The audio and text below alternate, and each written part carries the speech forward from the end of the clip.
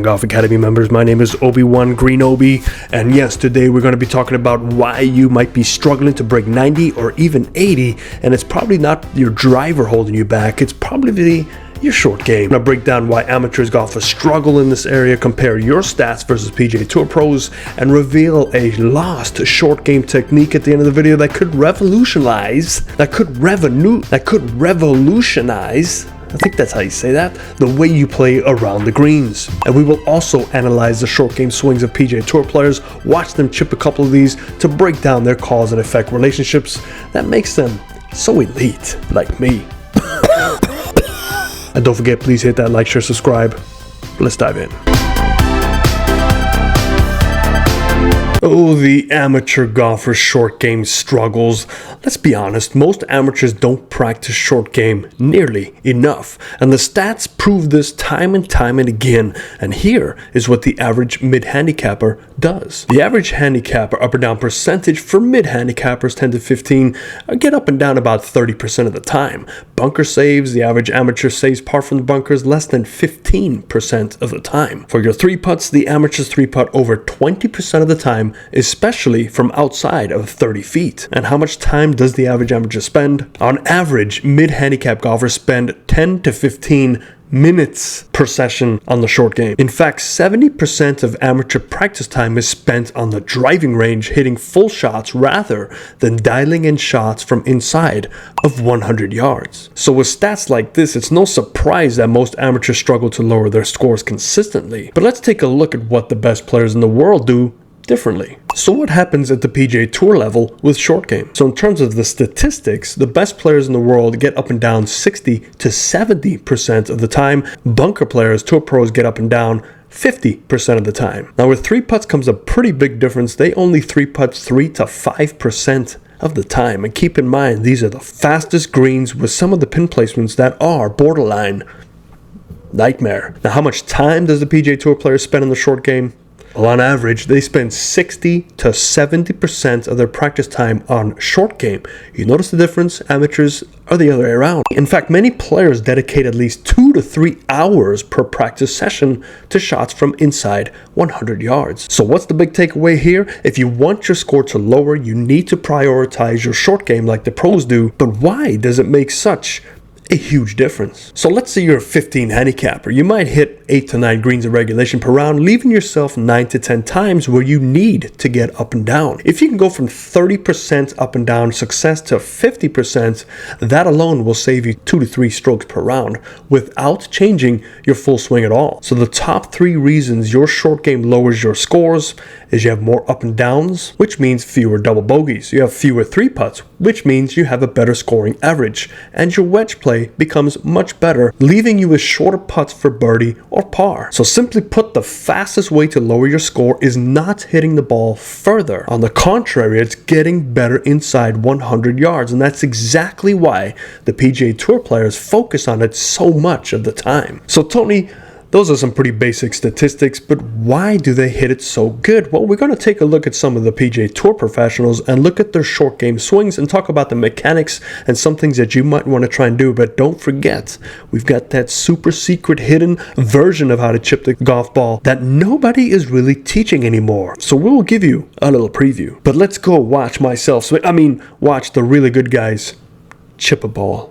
Party started right now. We've got Rory McIlroy. We got him chipping on the right side and full swing left side, in case you couldn't figure that one out yourself. But what I like about this is you can look at the overall tempo between start to finish, and it really is about the same. So number one you got to think about is your overall tempo. Many times I see the amateurs get very timid or they get aggressive and their tempo speeds up or slows down too much. They try and get too controlling with the hands, and that really gets this rapid firing going on. So you really have to think about your overall tempo. So I thought that'd be a cool way to open this up just to give you an idea. So if you do have a faster tempo, it's okay to chip faster. If you have a slower tempo, you're trying to emulate your whole rhythm, because even though we're not trying to hinge and create distance, we are trying to control distance. But what can control distance is a quality motion with a lot of body rotation. And yes, you need body rotation for chipping. So let's break this down a little bit further. So if you remember the goals, right? So the goal is to hit down on the ball overall for chipping, you don't really want to scoop your hands and flip, because scooping can cause chili dips, can cause sculling,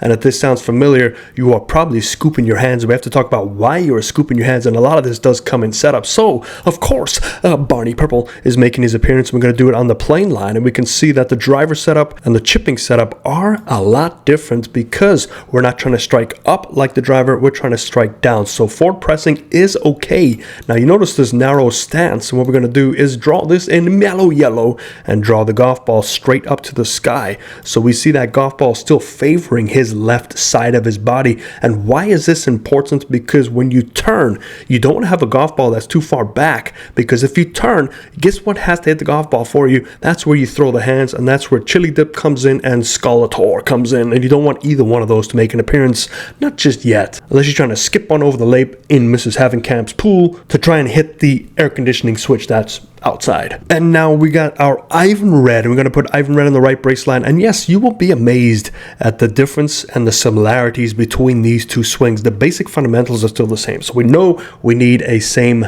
tempo and timing as your regular swing. And if you don't believe me, look at this backswing. Look at the same tempo and timing. Look at that takeaway. It's the exact same. And we get to the top of each swing. Now, obviously, you're going to strike the ball a little bit quicker with the chip, but as he completes his swing, now look at this. They're in similar positions here. The full swing catches up to the chip. So, yes, they are the same tempo. Even on the way through, they both complete here, and they arrive at that finish line in the same time. But what you'll notice is both brace lines on the right side for Rory, we don't see him crossing over them both, but what we do see is in the chipping motion, there is far less of a turn. So this is important, because if you turn on the way back, now you're going to deepen your plane, you're going to take those arms too far high, so you want that restriction. But you will notice the amount of wrist hinge that both these players do have. We have the exact same, and let's do this in green. We have the same wrist hinge action going on here versus the chip, so you don't want to get your wrist too involved. Now remember, this is sort of a bump and run-ish style, although he's using a wedge, and this is the next part of this, is where do you pick your spots? You have to know how far your wedge flies, your 9-iron flies, your 8-iron flies, and then it's all about flight time and run time, which takes us down to our secret formula. And here is a little preview of who we're talking about.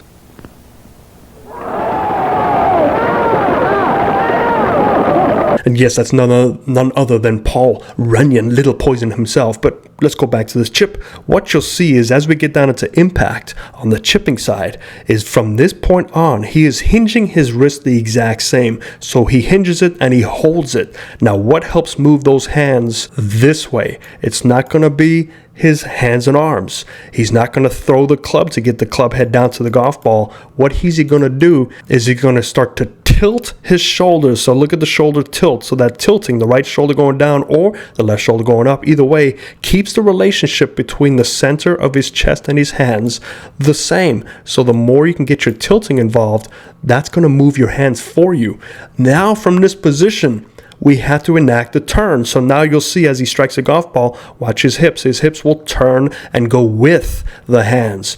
So if you don't enact that turn, you might tilt too much under and all of a sudden, chili dip again. This is why it's that nice balance of tilting, turning, and not a lot of hands. I see too many hands in this type of chip.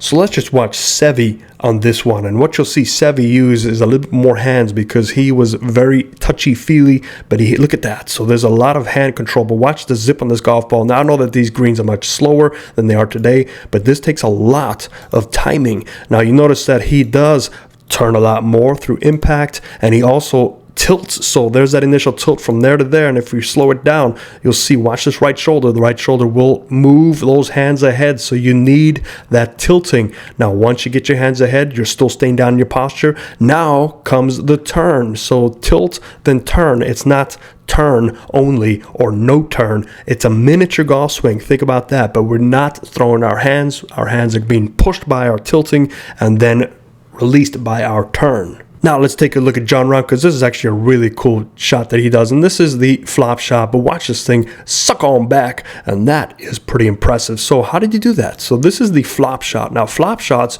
are a little bit different. So if we had a face-on view, we will see where that golf ball is in relation to him, but definitely some forward press going on here. But watch as he takes that club down. So this is more of a fuller swing, because you need, in order to get the ball higher, you need more effort so the ball can carry further. So this is a dangerous shot, but it can be done if you practice it. And you'll notice as he comes on through, there is definitely more turn now. It's more of a full swing. And then watch the hands right there. The hands do definitely start to fire at that golf ball a lot more than the bump and runs. Now, why is that important? Because when you fire your hands, it's not necessarily releasing the hands. He is firing and almost adding loft by getting that right hand to throw much more. So when you add loft plus you have the rotation, that ball is going to go much higher. And depending how close you catch the ground to the golf ball, the closer you can catch it to the golf ball, the more spin you effectively put on this. So he is picking. You see there is no divot coming up there. It's a very tight pick, and that will increase the spin rate, obviously cleaner grooves, and it lands, I believe it lands right in between his caddy's legs there, and you can see the spin just kicks on back. So this is a very tough shot, and unfortunately this is the one I see all the amateurs trying. But you know how long it takes this guy to perfect that? We're talking countless of hours over and over and over again. This is a very touchy shot, so do not try this unless you can dedicate at least 300 hours just to this type of shot. And then how many times are you going to use it? Maybe once every 3 or 4 rounds when the time permits. So you have to choose high percentage shots. So even with this type of shot, so we see the ball positions more in the center. It's a narrow stance, but watch this. As he takes that club back, we definitely see turning and tilting. But what do we see the hands doing? Staying in front of the chest. So if you see here, this is the front of the chest and never crosses back. He is nice and wide. And why do you need width? Because you want that club, depending, to come shallow or steep. So you don't necessarily need an increased attack angle. You want to keep this fairly shallow so it just brushes the ground. And the more you can brush the ground, the more spin you impart. So steep can definitely kill you. But this is wide and there's very little wrist hinge. But watch again. He's going to take that same wrist angle all the way down. So as we keep going down into impact, he's holding that same angle, holding that same angle. Watch the right shoulder. The right shoulder is going to tilt under, and then here comes the whole body. So the body does face the target. And look at that hand release. It is not a right hand over left. It is more of a right hand under left to help elevate the golf ball and to help promote the height. So it really depends on what you want to do. But the key thing is you cannot spend so much effort on these low percentage shots. So what technique really helps you out? So I'm going to do a more in-depth video on Paul Running's style, and I might go out and sneak out on a golf course to show you this. So if you hit that like, share, subscribe, make sure you do hit the notifications, so when we do release that video, you'll be the first to know when it comes out there. But I hope that helps you identify at least something with the short game. Maybe you need to spend more time in the short game to help you lower your scores. Not maybe, definitely. So give it a try. Let me know in the comments down below what you think about short game. If you have any questions related to short game, let me know. I'll definitely help you out. But I hope that helps you. Don't forget, Sunday, 6 o'clock p.m. PST, we go live right here to help you with your golf swing, cause, and effect. Other than that, I'll see you tomorrow. Fairways and greens.